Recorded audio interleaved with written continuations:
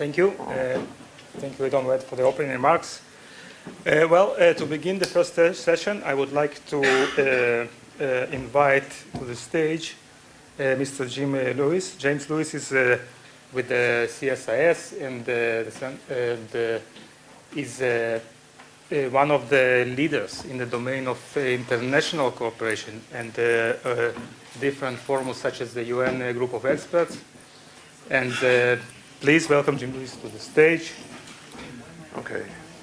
I do have a lot of diplomatic experience, but I also have a lot of political military experience. So this is a presentation based on some work I'm doing for the U.S. Department of Defense.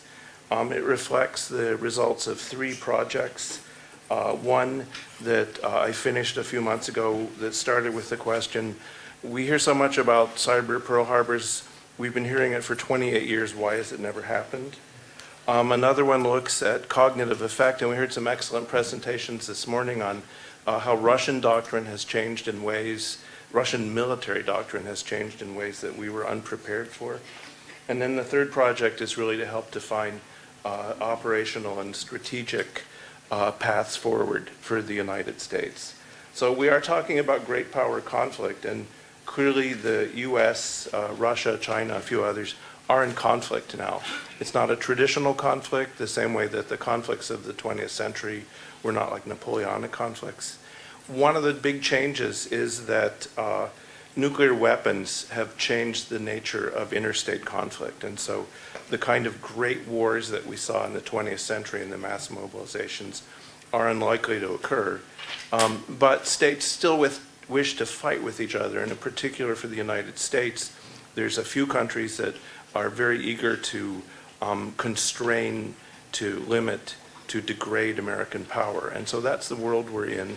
If you were talking to my friends at Cyber Command, they would tell you they engage our opponents on a daily, if not weekly basis in some kind of conflict. The conflict now, the goals are how can you circumvent deterrence? Ido talked about deterrence. A lot of the planning has been how do we as Russia or China evade American deterrence, right?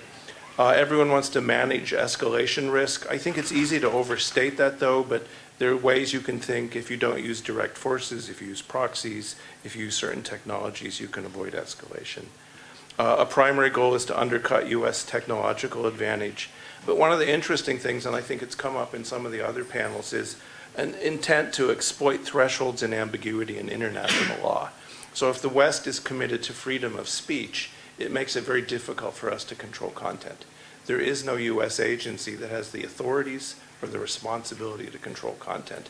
And the Russians very cleverly, as we heard this morning, took advantage of that. So we see now, and some people call it lawfare, I don't particularly like that, but there you go. In interviews with both Russian and Chinese military and intelligence officials, they have told me these are the American technologies that they worry about. PGMs, stealth, UAVs in particular, the unmanned vehicles in general, hypersonic strike, if you remember global strike, space operations, and they tend to overestimate our space capabilities, and of course cyber operations, which is why we're here today. And so both the Russians and the Chinese have said that this combination of new technologies allows the US to achieve strategic effect without using nuclear weapons. And this means we have undercut their nuclear deterrence. The US will not attack you because you will attack back with nuclear weapons. There's an implied threshold of you don't use them first, so the nuclear weapon deters your opponents. And they say these things allow you to they allow you to attack command and control. They allow you to attack our strategic weapon systems without using nukes, and that undercuts deterrence. And there's a little bit of truth to that, right? So all of them have programs to defeat these technologies. David Sanger just came out with a new book. What did he call it? The Perfect Weapon? Yeah, so we talk a lot. It is the perfect weapon for the new kind of warfare. Cyberspace is a new operational space for coercive action. It can stay below the levels that we've defined through practice as the use of force or armed attack. The strategic effect is, of course, to diminish the opponent's will and capacity to resist. Some of you will recognize that as basic Clausewitz, right? But that is the intent, and you can use cyber in a variety of ways to do that. There's a natural affinity to espionage and influence operations that makes it very attractive to our opponents. This morning, some people were talking about plausible deniability. I now call it implausible deniability because we know who's doing what. Give me a break. But it's plausible enough that you can get away with things.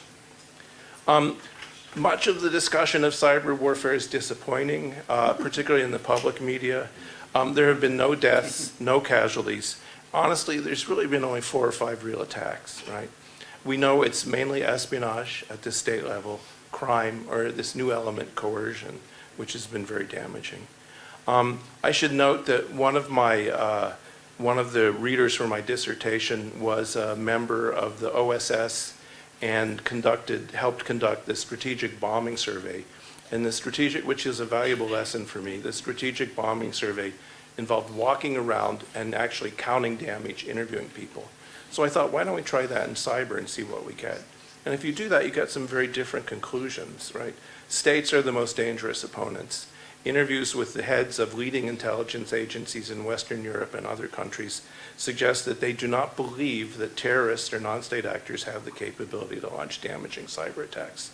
Now, most of them caveat by saying that within 2 or 3 years that may change.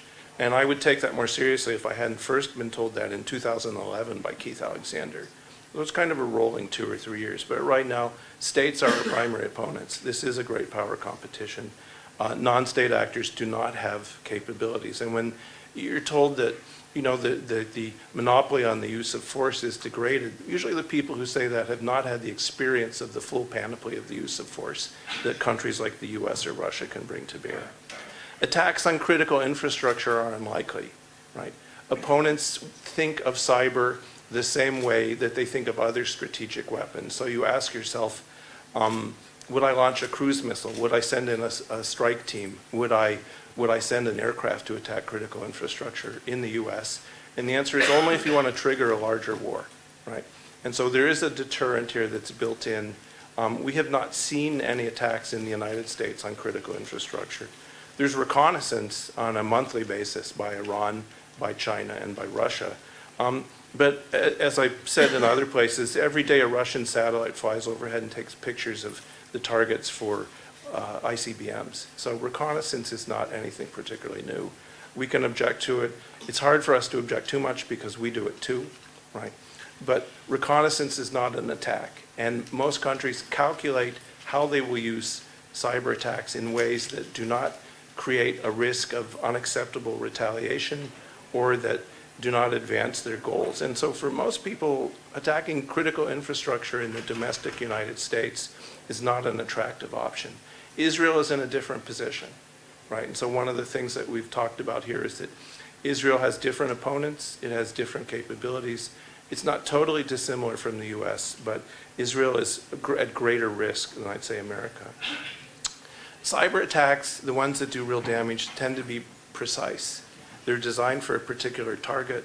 If you think about Stuxnet, yes, the delivery vehicle escaped and was found in many places, but the payload, the part that did actual damage, only damaged the target that it was intended to hit.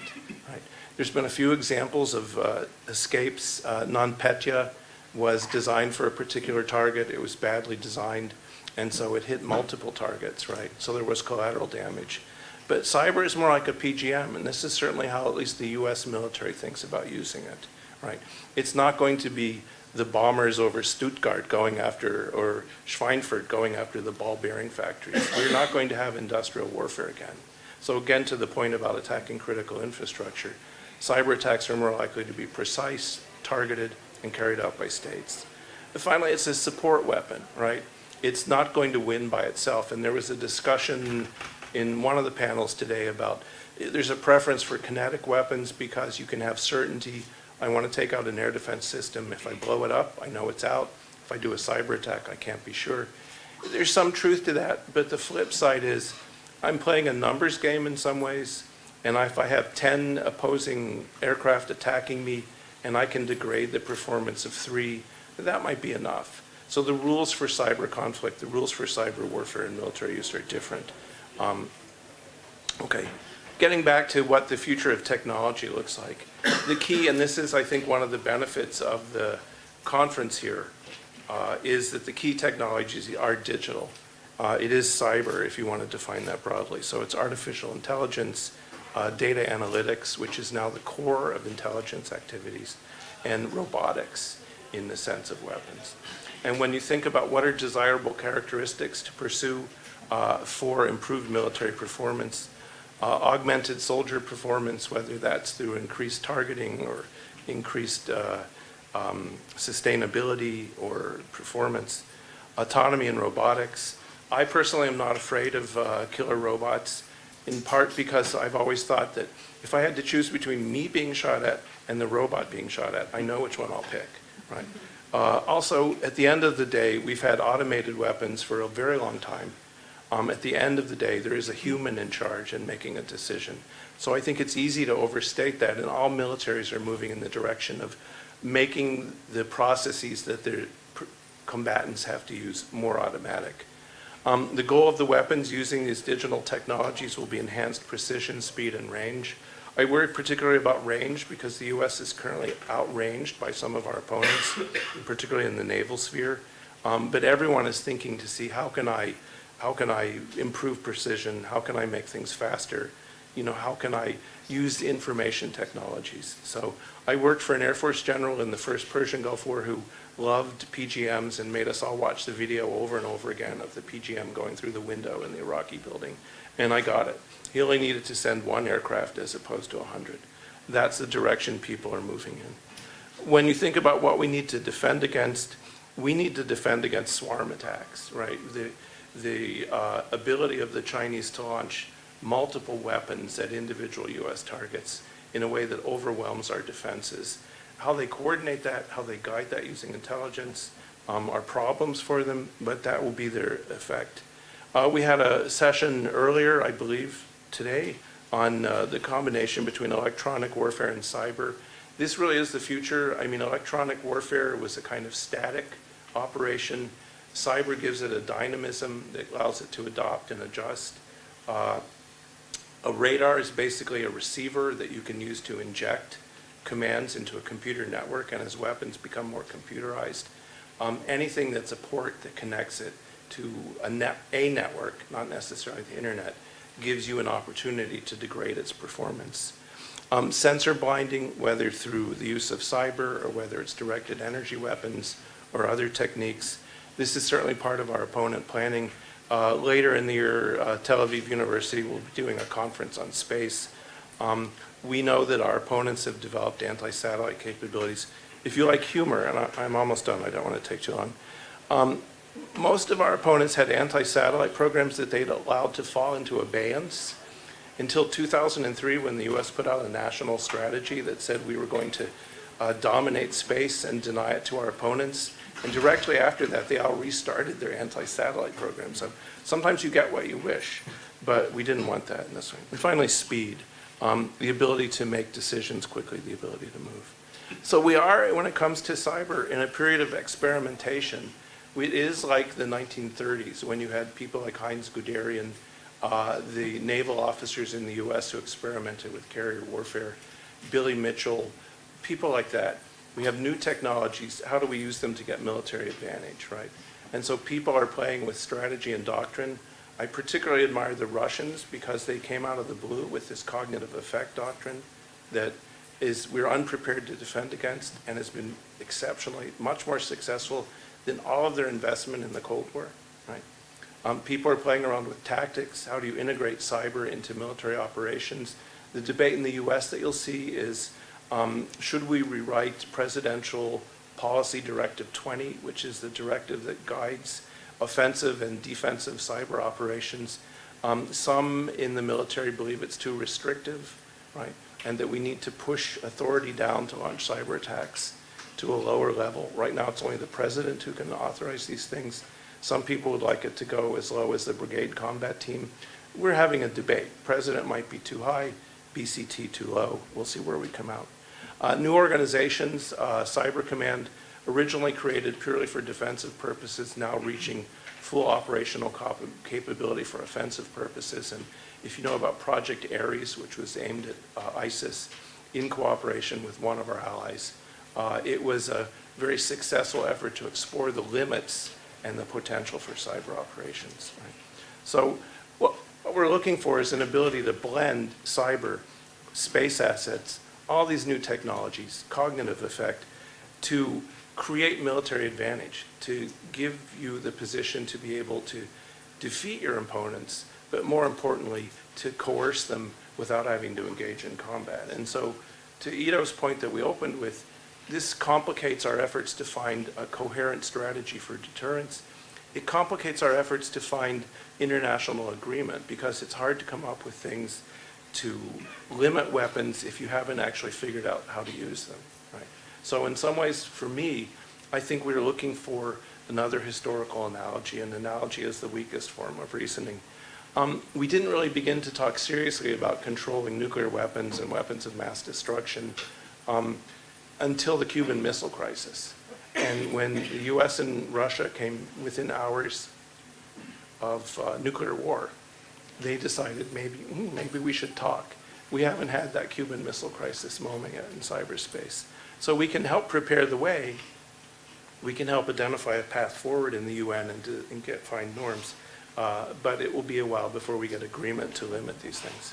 Okay, thank you.